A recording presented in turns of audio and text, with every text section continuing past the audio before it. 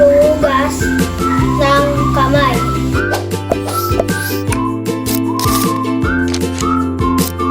Una, tinatanggal po ito ang germs. Dalawa, protektahan ang sarili at iba. Ikatlo, ugaliin malinis ang kamay. Tara, simulan na natin.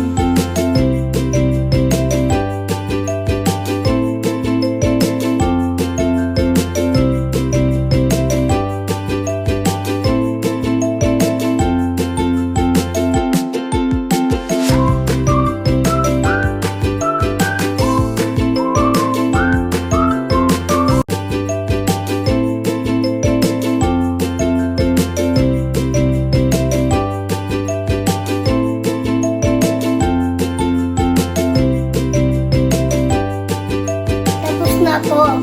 Dito po.